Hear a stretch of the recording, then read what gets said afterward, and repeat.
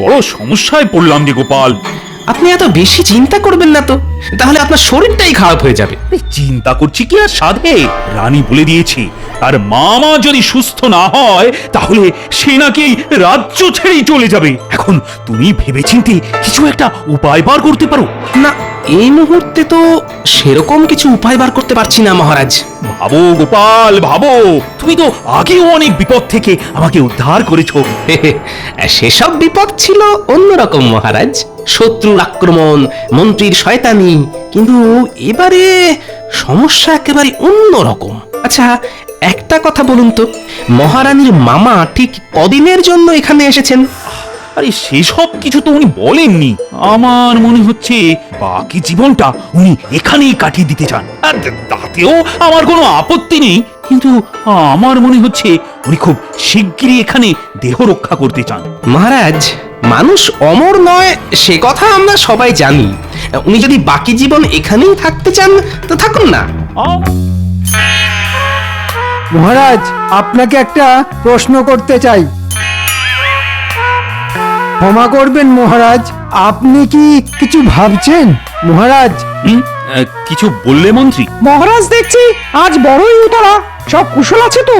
আশা করছি ঈশ্বরের কৃপায় রাজপরিবারের সবাই সুস্থ আছেন। কিন্তু মহারাজ, আপনি দীর্ঘ নিঃশ্বাস ফেললে যে আমাদেরও চিন্তা বাড়ে। না না, মহারাজ যখন বলছেন সব ঠিক আছে, তাহলে চিন্তার কিছু নেই। আমি মনে হয় ধরতে পেরেছি মহারাজের এই বিশেষ চিন্তার কারণ। মন্ত্রী, তুমি ধরতে পেরেছো? বেশ, শুনি কি ধরতে পেরেছো। এই যে গোপাল প্রতিদিন রাজসভায় দেরি করে আসে, তার জন্য তাকে কি শাস্তি দেওয়া যায় আপনি সেটাই ভাবছেন। আর এটাই আমার প্রশ্ন ছিল যে মহারাজ গোপালকে কিরকম শাস্তি দেবেন। ওই তো গোপাল এসে পড়েছে। মহারাজের জয় হোক। তাহলে মহারাজ গোপালকে কিরকম শাস্তি দেবেন? নাম করতে না করতেই যে এসে পড়ে তাকে আর কি শাস্তি দেব বলো তো মন্ত্রী? কেন মহারাজ, কত রকমেরই তো শাস্তি আছে। বেশ, গোপাল অনেকটা পথ হেঁটে এসেছে, গোপালকে আর একটু কষ্ট দেব। গোপাল, তোমাকে একবার রানীর কাছে যেতে হবে। রানীমা শাস্তি দেবেন? মন্ত্রী, বাজে কথায় বিশেষ কাজ নেই। সবাই শোনো তোমরা, আজ আমি সত্যি ভীষণ চিন্তিত। সে কি মহারাজ? গোপাল, তুমি গিয়ে রানীকে বলো যে মহারাজ প্রস্তুত আছেন, তিনি এসে পড়লেই যেন অবিলম্বে খবর দেওয়া হয়। আপনি আমাকে এই কাজ দেবার জন্য আমি অত্যন্ত আনন্দিত মহারাজ। এক্ষুনি যাও গোপাল।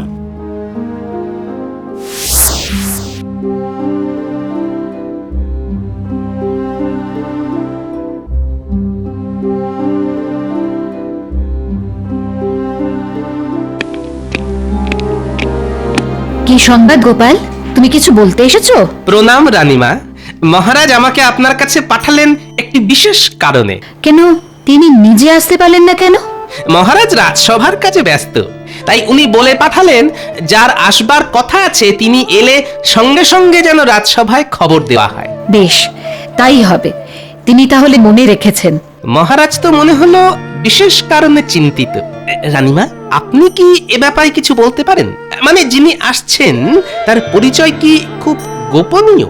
না না, গোপনীয় হবে কেন, বরং তাকে সম্মানের সাথে স্বাগত জানাতে হবে। বিশেষভাবে তার দেখভাল করতে হবে, কারণ তিনি আমার মামা। মামা? ও তাই বলুন রানীমা, এ তো অত্যন্ত আনন্দের খবর। হ্যাঁ, তুমি দেখছি জানতে না, তার মানে রাজসভার কেউই জানে না।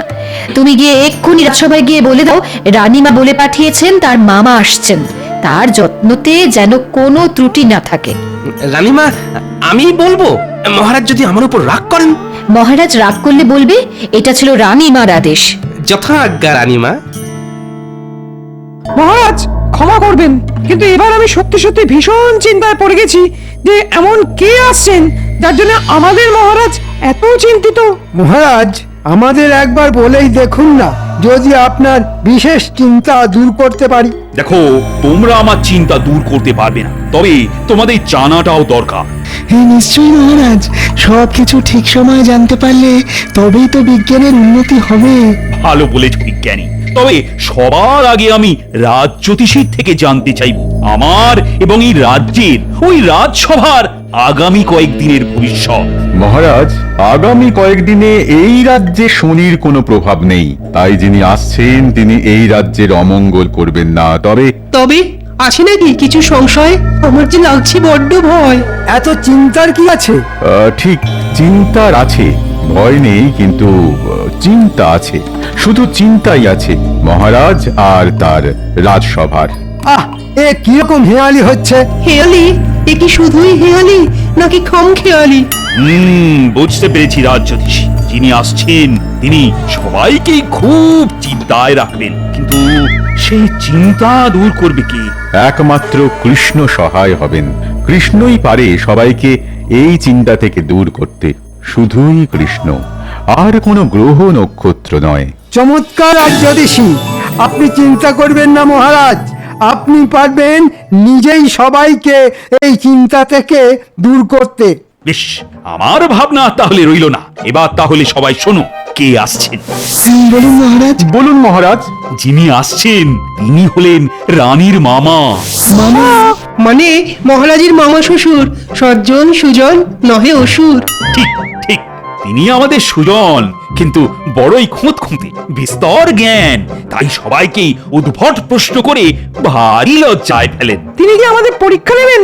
বলা যায় না, নিতেই পারেন, আর সেক্ষেত্রে তার প্রশ্নের উত্তর দিতে হবে বই কি, না পারলে তো পণ্ডিতের লজ্জা। তবে শুনেছি উনি এখন বেশ অসুস্থ, সারাক্ষণ ধরে পরলোক চিন্তা করছেন। আমার মনে হয়েছে তিনি আর বেশি দিন এই জগতে নাকি থাকবেন না, তাই বলতে গেলে শেষ দেখা তার ভাগ্নি মানে তোমাদের রানীকে দেখতে আসছেন। ও তাই বলুন, তাহলে উনি এবারে আর বেশি প্রশ্ন করবেন না। এসো গোপাল, রানীকে যা বলা সেটা বলেছ তো? আজ্ঞে মহারাজ, রানীমা বলেছেন যিনি আসছেন তার যেন কোনো যত্নের ত্রুটি না হয়। আহ, কি আশ্চর্য, এক্ষুনি সেই কথা তো আমি বললাম। মহারাজের জয় হোক। কি বলতে এসেছো প্রহরী? রানীমা জানালেন তার মামা এসেছেন। আচ্ছা বেশ, এসে গেছেন, তিনি এসে গেছেন। আমাকে এক্ষুনি ভেতর মহলে যেতে হবে। আজকের রাজসভা তাহলে এখানেই শেষ, কেমন?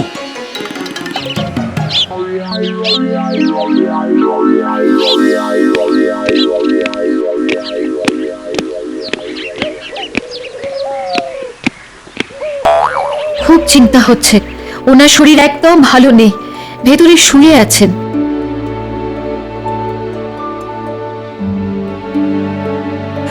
আমার প্রণাম নেবেন। আশা করছি মানে এতটা পথ আসতে কোনো অসুবিধে হয়নি। আমার রাজ্যে আপনাকে সাদর অভ্যর্থনা জানাচ্ছি। তোমাকে ধন্যবাদ জানাই কৃষ্ণচন্দ্র, তোমাদের সবার কুশল হোক। তবে আবার তবে কোনো সমস্যা হয়েছে কি? না, তবে সত্যি আমি ক্লান্ত। একমাত্র মৃত্যু কাছে এলে মানুষ এটা অনুভব করে। না না না না না না, এ আপনি কি বলছেন? আপনার কিচ্ছু হবে না, আমি তো আপনাকে বেশ সুন্দর দেখছি। আমার ভাগ্নি আমাকে বড্ড ভালোবাসে, তাই আমি বুড়ো হয়েছি এটা মানতেই চায় না। পাগলি মেয়ে। ঠিকই তো বলছি মামা, তুমি আমাদের মাথার উপর আছো, তোমার আশীর্বাদ সব সময় ঝরে পড়ছে। তা ঠিক, তবে কি জানো কৃষ্ণচন্দ্র, দিন সবার সমান যায় না। তুমি আমার শরীর ওপর থেকে সুন্দর দেখছো, কিন্তু কিন্তু আমি জানি আমার শরীর ভেতর থেকে ঝরঝরে হয়ে গেছে গো, ঝরঝরে হয়ে গেছে। যমরাজা আমাকে স্মরণ করছে সব সময়।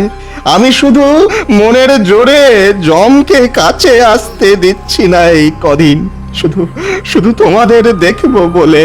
তোমাদের দেখা হয়ে গেছে, এখন এখন জম এলেই হয়। আমি বরং একবার রাজবৈদ্যকে আসতে বলি, তার পাঁচন খেলেই আপনি হবেন জমের অরুচি। তোমার ওই কবিরাজ আমার কিছুই করতে পারবে না। আমার তো যাবার সময় হয়ে গেছে। বড় সমস্যায় পড়লাম যে গোপাল। আপনি এত বেশি চিন্তা করবেন না তো, তাহলে আপনার শরীরটাই খারাপ হয়ে যাবে। আরে চিন্তা করছি কি আর সাধে, রানী বলে দিয়েছে আর মামা যদি সুস্থ না হয় তাহলে সে নাকি রাজ্য ছেড়েই চলে যাবে। এখন তুমি ভেবেচিন্তে কিছু একটা উপায় বার করতে পারো। না, এই মুহূর্তে তো সেরকম কিছু উপায় বার করতে পারছি না মহারাজ। ভাবো গোপাল ভাবো, তুমি তো আগেও অনেক বিপদ থেকে আমাকে উদ্ধার করেছো। সেসব বিপদ ছিল অন্যরকম মহারাজ, শত্রুর আক্রমণ, মন্ত্রীর শয়তানি, কিন্তু এবারে সমস্যা একেবারে অন্যরকম। আচ্ছা, একটা কথা বলুন তো, মহারানীর মামা ঠিক কদিনের জন্য এখানে এসেছেন? আরে সেসব কিছু তো উনি বলেননি। আমার মনে হচ্ছে বাকি জীবনটা উনি এখানেই কাটিয়ে দিতে চান। আর তাতেও আমার কোনো আপত্তি নেই, কিন্তু আমার মনে হচ্ছে উনি খুব শিগগিরই এখানে দেহ রক্ষা করতে চান। মহারাজ, মানুষ অমর নয় সে কথা আমরা সবাই জানি। উনি যদি বাকি জীবন এখানেই থাকতে চান তো থাকুন না। আমারও তো সেই কথা। কিন্তু মহারাজ, কোনো না কোনো দিন তো উনি দেহ রক্ষা করবেন, আর তখন যদি রানীমা কবিরাজকে দোষারোপ করে রাজ্য ছেড়ে চলে যান তাহলে সেটাই তো হবে খুব লজ্জার। রানীকে সেটাই বোঝাতে হবে গোপাল, আর এটা তুমি ছাড়া যে আর কেউ পারবে না সেটা আমি বিলক্ষণ জানি। আচ্ছা, ওনার অসুখটা ঠিক কি হয়েছে? উনি কি চলতে পারছেন না, শয্যাশায়ী, কথা বলতে পারছেন না, চোখে দেখতে পাচ্ছেন না? সেটাই তো রহস্য গোপাল। উনি ঠিকভাবে কথা বলতে পারছেন, চোখে দেখতে পাচ্ছেন, চলাফেরা করতে পারছেন, বলছেন কাল আবার রাজসভাতেও আসবেন। তবে তার অসুখটা কোথায়? উনি আমাদের কবিরাজকেও বিশ্বাস করতে পারছেন না। উনি জানেন কবিরাজের বাঁচনে ওনার কিছু হবার নয়, যমরাজ নাকি ওনার কাছাকাছি ঘুরছেন। বেশ মহারাজ, আমি খুব আগ্রহে রইলাম কাল রাজসভাতে তাকে দেখবার জন্যে। তবে আমি আপনাকে অভয় দিচ্ছি মহারাজ, জম এসে মহারানীর মামাকে নিয়ে গেলেও মহারানী কোথাও যাবেন না, তিনি এখানেই থাকবেন। বলছো গোপাল? বাবা, তোমার কথায় ভরসা পেলাম।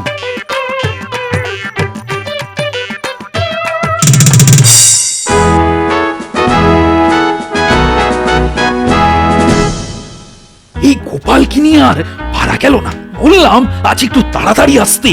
মহারাজ, আমাদের মাননীয় অতিথি কি আজ রাজসভাতে আসবেন? উনি উনি এক্ষুনি এসে পড়বেন।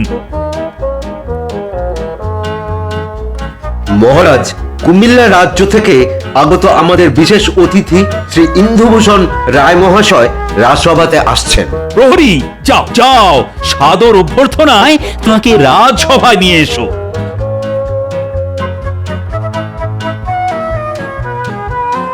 আসন গ্রহণ করো গোপাল, তুমি তো দেখছি একেবারে সঠিক সময়ে এসেছো।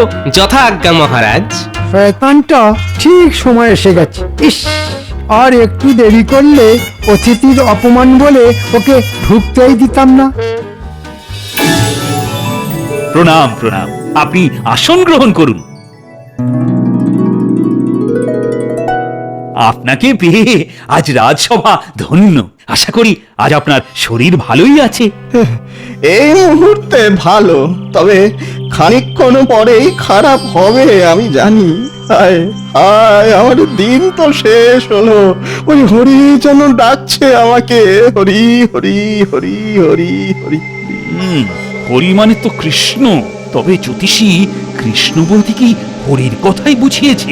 হরি দিন তো গেল, সন্ধ্যা হলো, পার করো আমাকে। থাক না, এসব অমঙ্গল চিন্তা করে লাভ আছে কিছু? বরং আমরা আপনার থেকে শুনতে চাই সেই ডাকাত ধরার গল্প। সবাই শোনো, উনি কিন্তু ভীষণ সাহসী ছিলেন, একা হাতে ডাকাতদের সাথে লড়াই করেছেন। সেসব দিন কি আর আছে এখন? সে তো স্বপ্নের মতো বলে মনে হয়। আমি এই রাজসভার জ্যোতিষীকে একটি প্রশ্ন করতে চাই। বলুন, আপনি কি জানতে চান? আমি কুম্ভ রাশি, কুম্ভ লগ্ন, কৃত্তিকা নক্ষত্র, দেবগণ, শুক্লপক্ষের অক্ষয় তৃতীয়ায় জন্ম। বেশ, আপনি হলেন লগন চাঁদ। রাশি লগ্ন এক হলে সেটাই বলা হয়। একই সাথে লগ্নে কেতু, রাশিতে রাহু, সামনে পিছনে শনি গ্রহের হুঙ্কার। আপনি বলুন আমার মৃত্যু কবে হবে? হ্যাঁ, আপনি বলুন। রাহু কেতু শনি আপনার কোনো ক্ষতি করতে পারবে না, যেহেতু অক্ষয় তৃতীয়ায় আপনার জন্ম। আপনি অক্ষয়, কালের নিয়মে আপনি দেহ ছাড়বেন, কিন্তু তার এখনো অনেক দেরি। আর কারো দ্বারা আঘাত পেয়ে আপনি ইহলোক ত্যাগ করবেন না। ওরে কৃষ্ণ, এই জ্যোতিষী অপদার্থ, এদেরকে বেতন দিয়ে পোষা হয় বুঝি? আমি হলে কবে দূর করে তাড়িয়ে দিতাম। আমার আমার মরার সময় হয়ে এলো, আর এ বলছে কালের নিয়ম। ধুর ধুর ধুর। আপনি তাহলে গুরুতর অসুস্থ। আমি আর বাঁচবো না, আমি আর বাঁচবো না। বৈদ্য, আজ্ঞে মহারাজ। আমাদের মহারানীর সম্মানীয় মামা, আমাদের সবার সম্মানীয় অতিথিকে তুমি পরীক্ষা করে দেখো তার শরীরে কি সমস্যা হয়েছে।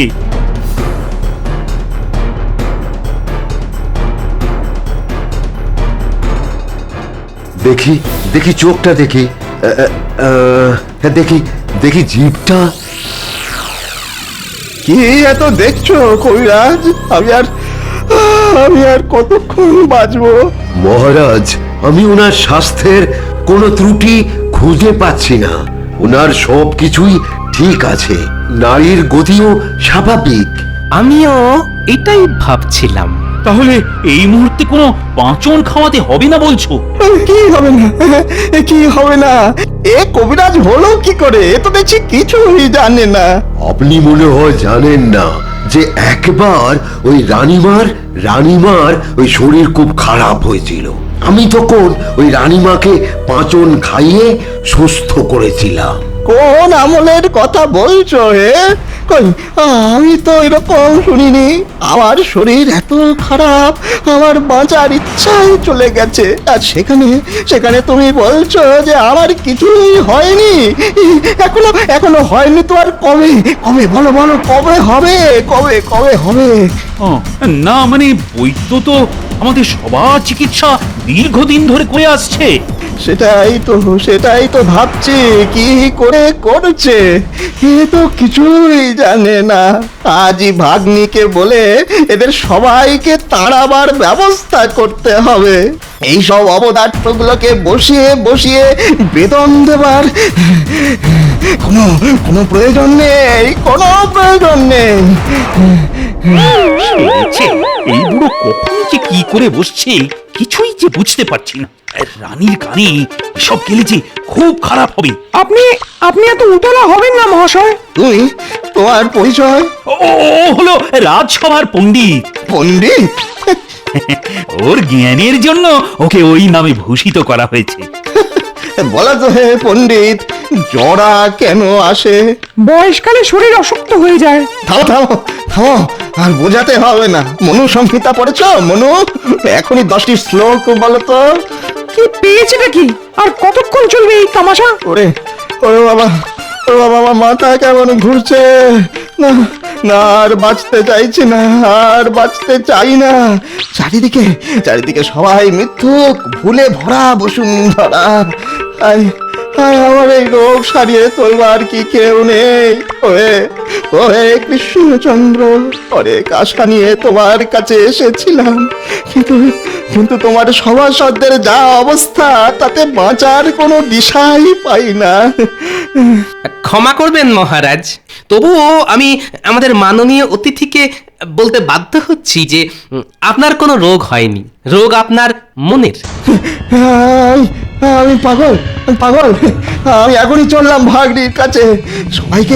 সবাইকে এই রাজসভা থেকে তাড়াতে হবে, সবাইকে তাড়াবো আমি।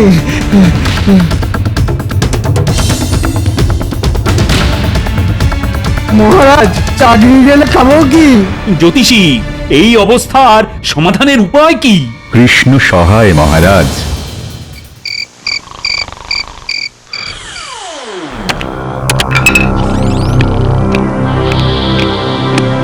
ইন্দুভূষণ, চল আমার সাথে। তাকা এদিকে, দেখ আমি তোকে নিতে এসেছি ইন্দুভূষণ। চিৎকার করিস না, কেউ শুনতেও পাবে না। আমার সঙ্গে চল, তোর জীবনের পরমায়ু এখানেই শেষ হয়ে গেছে।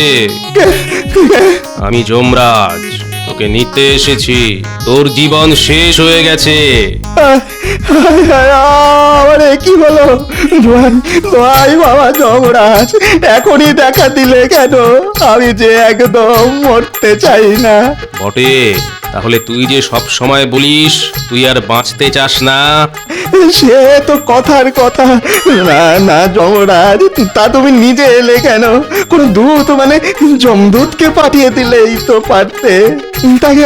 তাকে আমি বুঝিয়ে বলতাম আমার এখন একদম মরার ইচ্ছে নেই। কৃষ্ণনগর অতি পবিত্র জায়গা। এখানে যাদের মরবার সময় হয় তাদের আমি নিজে নিতে আসি। তুই চল আমার সাথে।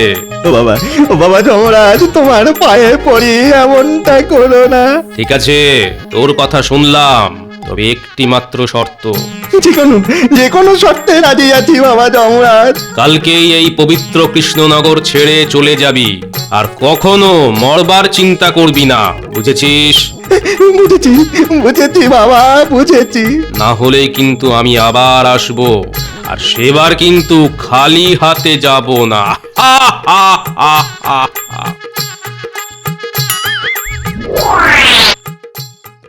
কাজ হয়ে গেছে মহারাজ। হ্যাঁ, কি ভয়ঙ্কর লাগছে তোমাকে গোপাল। যাও যাও যাও, চুপি চুপি বাড়ি ঢুকে নিজের মুখ চোখ পরিষ্কার করে নাও। দেখো তোমার গিন্নি যেন তোমাকে না দেখে, তাহলে ভিড়মি খাবেন। আজ্ঞে মহারাজ। হ্যাঁ হ্যাঁ, আমিও নিদ্রা যাই, দেখি কাল কি হয়।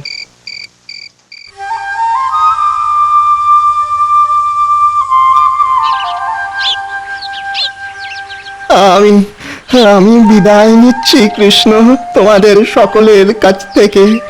আর কটা দিন থেকে গেলে হতো না? না, আমার শরীর এখন সুস্থ, আমাকে এক্ষুনি ফিরতে হবে। পরে আবার আসবো। আবার নিশ্চয়ই নিশ্চয়ই, আমরা সবাই আপনার আসার অপেক্ষায় থাকবো। এটা কি করে সম্ভব হলো? মামা একদিনে এতটা পাল্টে গেল কি করে? সে তো আমাদের জ্যোতিষী বলতে পারবে। জ্যোতিষী বলো দেখি। আমি তো বলেইছি মহারাজ, কৃষ্ণই পারবে আমাদের চিন্তা, আমাদের বিপদ থেকে মুক্তি দিতে। হ্যাঁ, ঠিক বলেছ জ্যোতিষী। কৃষ্ণের আর এক নাম যে গোপাল, সেটা তো ভুলেই গেছিলাম। আর এইবারেও এই অদ্ভুত বিপদ থেকে গোপাল আমাকে রক্ষা করলো। গোপাল, তোমার একটি স্বর্ণ মুদ্রা প্রাপ্য। আমি এক্ষুনি খাজাঞ্চিকে বলছি। মাত্র একটা? একটা মামার জন্য একটা? হ্যাঁ? তাহলে আবার মামাকে ফেরত আনার ব্যবস্থা করি। ওই বাবা, না না না না না না না, তোমাকে 100 মোহরই দিচ্ছি, রক্ষে করো। যা, কি থেকে কি হচ্ছে কিছুই বোঝা যাচ্ছে না। আপনার অত বুঝে কাজ নেই মন্ত্রী মশাই।